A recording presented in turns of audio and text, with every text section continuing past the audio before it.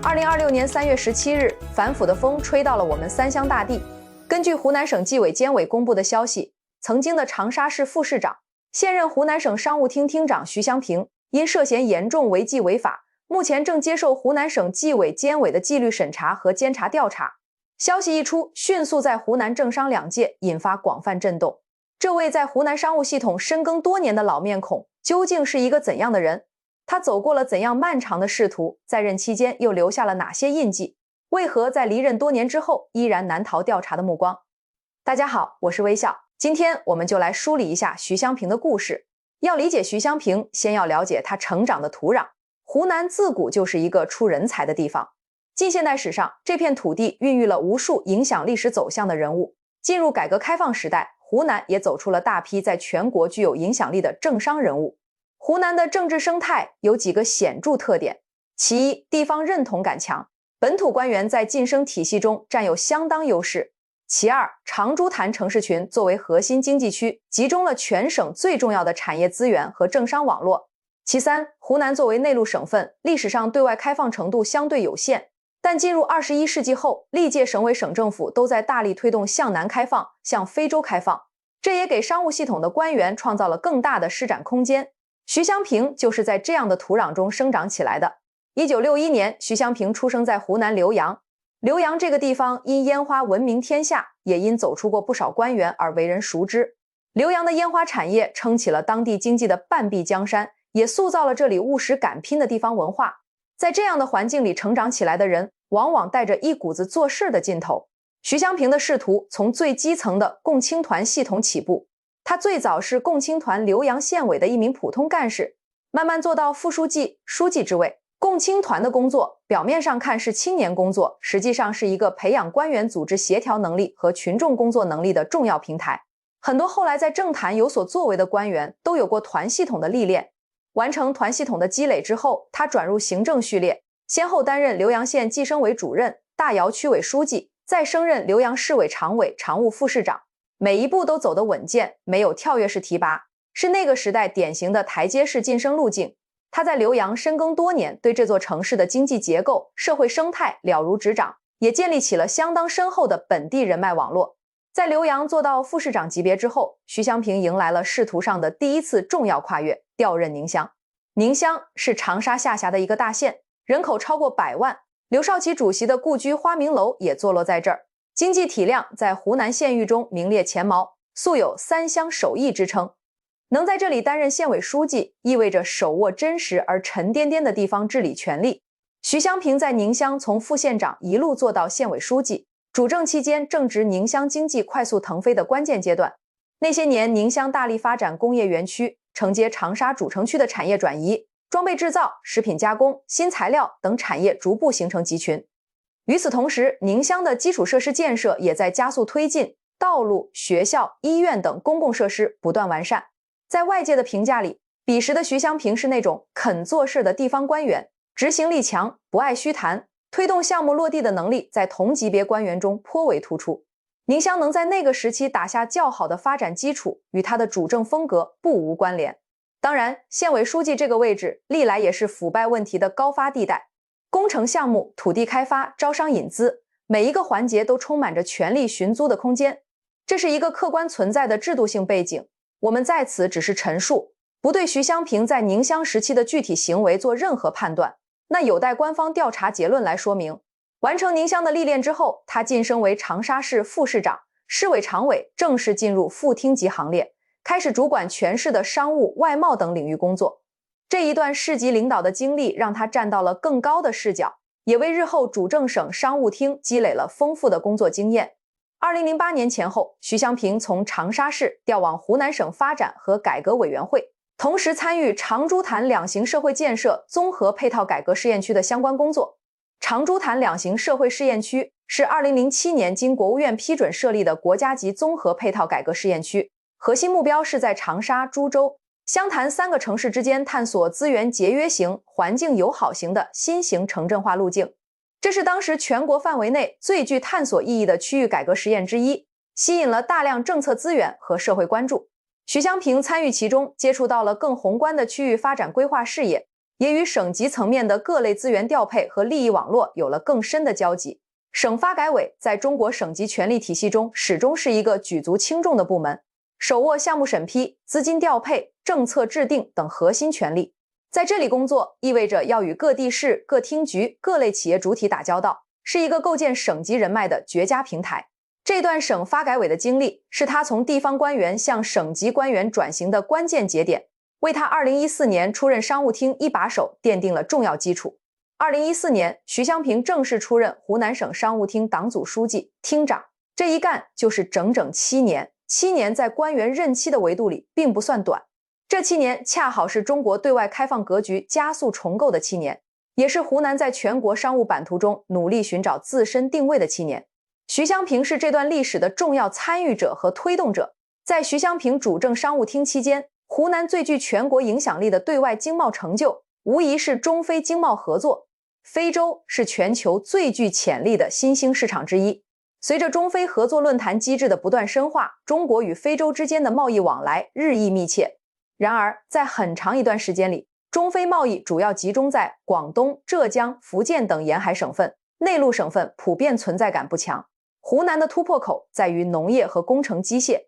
湖南是农业大省，杂交水稻技术举世闻名，袁隆平的名字在非洲大陆家喻户晓。与此同时，湖南的工程机械产业以3一重工、中联重科为代表，在非洲基础设施建设市场上占据了相当重要的份额。这2个领域成为湖南对接非洲需求的天然切入点。在商务厅的积极推动下，湖南开始系统谋划，将长沙打造成中国对非经贸合作的重要节点城市。中非经贸博览会的创办是这一战略的最重要载体。2019年，首届中非经贸博览会在长沙盛大举办，这是中非合作论坛框架下首个以经贸为主题的常态化博览会，规格之高，影响之大，在湖南对外开放史上堪称里程碑。此后，博览会每2年举办一届，长沙逐渐确立了作为中非经贸合作桥头堡的地位。商务厅作为主要牵头和承办部门，在这一过程中承担了大量的组织协调、招商对接、政策设计工作。徐湘平在任期间亲历并参与推动了这一重要历史进程。湖南自由贸易试验区于2020年9月正式获批，成为第3批自贸试验区之一。这是湖南对外开放历史上的一个重大突破。湖南自贸区涵盖长沙、岳阳、郴州3个片区，各有侧重。长沙片区聚焦先进制造业和现代服务业，岳阳片区依托成陵基港，重点发展临港经济和对非贸易。郴州片区则主打对接粤港澳大湾区和国际物流。自贸区深建是一个漫长而复杂的过程，需要地方政府长期积累政策论证材料，与商务部等中央部委反复沟通协调。湖南商务厅作为核心承办部门，在这一过程中扮演了关键角色。2020年的最终获批是多年积累和努力的结果，也是徐湘平在任期间商务厅工作的重要成绩之一。跨境电商是2010年代中国外贸转型的重要方向。在这一领域，沿海省份具有先天优势，内陆省份如何弯道超车，是摆在各地商务部门面前的共同课题。徐湘平主政期间，湖南积极布局跨境电商产业，长沙跨境电商综合试验区的获批和建设，为湖南外贸企业提供了新的出海通道。长沙黄花国际机场的跨境电商货运能力也在这一时期得到大幅提升，一批本土跨境电商企业在政策扶持下快速成长。从数据来看，徐湘平主政商务厅的7年，湖南外贸进出口总额实现了较为显著的增长。以2020年为例，尽管全球贸易受到疫情冲击，湖南外贸依然逆势增长，在全国排名有所提升，对外直接投资规模也在这一时期稳步扩大。湖南企业在非洲、东南亚等地区的投资布局日趋活跃。这些数字的背后，有宏观政策环境改善的功劳，有湖南企业自身努力的成分，也有商务厅具体推动工作的贡献。功绩是客观存在的，不因后来的调查而消失。在谈到徐湘平被查之前，有必要先了解商务系统的权力生态，这是理解商务系统官员腐败问题的重要背景。商务厅掌管的是对外贸易、外资引进、国内流通、商务谈判等领域的行政管理权，这些领域天然与巨额商业利益深度交织。外资项目的审批关乎数亿乃至数十亿的投资落地，进出口配额的分配决定着企业的市场准入资格、大型展会的承办权，背后是庞大的商业合同，自贸区企业的注册资质更是各方竞相争取的稀缺资源。在这样的权力结构下，商务系统历来是腐败问题的高发领域。全国范围内已有多名省级商务厅厅长因腐败问题落马，湖南也不例外。这不是为任何个人开脱，而是在说制度性的权力结构往往比个人品质更能决定腐败问题发生的概率。2021年，徐湘平从湖南省商务厅厅长职位上退下来，被聘任为湖南省人民政府参事，聘期至2024年1月。政府参事是一个相对低调的角色，主要职能是为政府决策提供咨询建议，参与调研，撰写报告，偶尔出席重要活动。对于从厅长位置退下来的官员而言，这通常意味着一种软着陆，保留一定参与公共事务的渠道，但不再手握实权。从外部观察来看，徐湘平离任后的几年似乎进入了一种平静的退休状态。然而，平静的表面之下，纪检部门的调查工作或许早已悄然展开。中国纪检监察体制有一个重要特点，对官员的调查往往不受其在任与否的限制，甚至有时候恰恰需要等到当事人完全退出权力核心之后，相关线索的调查才能更加顺畅地推进。2024年1月，徐湘平的省政府参事聘期届满，2年多之后，2026年3月，调查结果终于浮出水面。2026年3月17日，湖南省纪委监委宣布，徐湘平涉嫌严重违纪违法，正接受纪律审查和监察调查。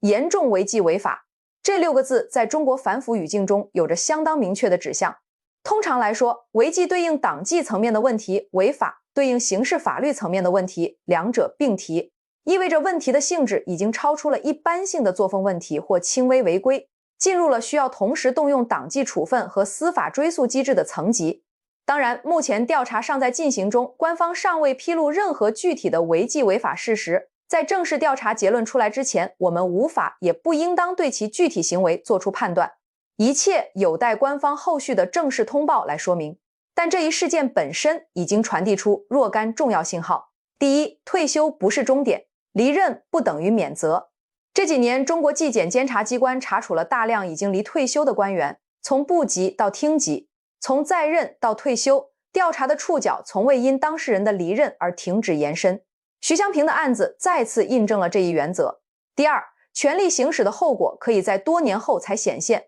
腐败问题的调查往往涉及对过去多年行为的系统梳理，一些在任期间形成的问题可能需要等到外部条件成熟之后才能被完整呈现出来，这对所有在任官员来说都是一种持续的警示。第三，商务系统的反腐力度仍在持续加强。近年来，商务系统在全国范围内的反腐案例明显增多，这与商务领域权力结构复杂、利益交换隐蔽的特点密切相关。湖南商务系统此番出现重大案件，将推动该领域制度漏洞的进一步排查和修补。徐湘平的被查放在湖南近年来反腐工作的大背景下来看，有其特定的意义。近年来，湖南省纪委监委持续保持反腐高压态势，查处了一批在全国具有影响力的腐败案件。湖南政商两界的生态净化工作已经进入了一个系统性、制度性的深化阶段，不再局限于个别领域或个别层级，而是全面铺开。对于湖南普通民众而言，每一次重大腐败案件的查处固然会带来短暂的震动，但从更长远的角度看，这是政治生态净化的必要代价。腐败问题的存在，实质上是对公共资源的侵占，对市场公平竞争环境的破坏，对政府公信力的消耗。每查处一个腐败官员，都是在修复这些被损耗的公共价值。对于湖南的商务和外贸领域而言，徐湘平案的调查和处理将有助于重建该领域的政商关系规范，推动行政权力在阳光下运行，为真正有实力的企业创造更公平的竞争环境。徐湘平的故事是无数中国地方官员仕途弧线的一个缩影，从浏阳的基层团干，到宁乡的县委书记，再到长沙的市委常委，最后到省商务厅的一把手，这条路走了整整几十年，经历了中国改革开放最波澜壮阔的历史阶段。在这条路上，他亲身参与和推动了湖南对外开放的若干重要进程。中非经贸博览会的落地，湖南自贸区的获批，跨境电商的布局，这些留下来的东西是客观存在的历史印记。然而，历史不只记录成绩，也记录问题。2026年3月的这纸调查公告，为他的官员生涯画上了一个沉重的句号。至于这个句号背后藏着怎样的具体故事，需要等待官方调查结论的最终披露。我们所能做的是客观记录，耐心等待，同时从这个案例中思考，权力究竟应当如何被约束，制度的笼子究竟应当如何扎得更紧。这些问题的答案比任何一个官员的命运都更值得我们长久凝视。最后，作为湖南人，我们要时刻感到自豪，牢记使命。一群湖南人半部近代史。湖南这片土地自古就是英雄辈出之地。近现代以来，从毛泽东、刘少奇、彭德怀、贺龙到黄兴、蔡锷，一代又一代湖南儿女用热血和信仰书写了中国近现代史上最浓墨重彩的篇章。湖南人骨子里那股吃得苦、霸得蛮、耐得烦的劲头，曾经让这片红色土地在中国革命最艰难的岁月里撑起了一片天。正因如此，湖南对每一位从政者的要求理应更高，而不是更低。革命先辈们抛头颅、洒热血，为的是建立一个清廉、公正、为人民服务的政权。如果后来的从政者坐在先辈用生命换来的位子上，却将公权力变成私人谋利的工具，这不仅是对人民的辜负，更是对湖南这片红色土地最深的亵渎。总书记说过，莫伸手，伸手必被捉。湖南的风骨不应该是这样的。好了，本期内容到这里就结束了，我是微笑，感谢你的观看，我们下期见。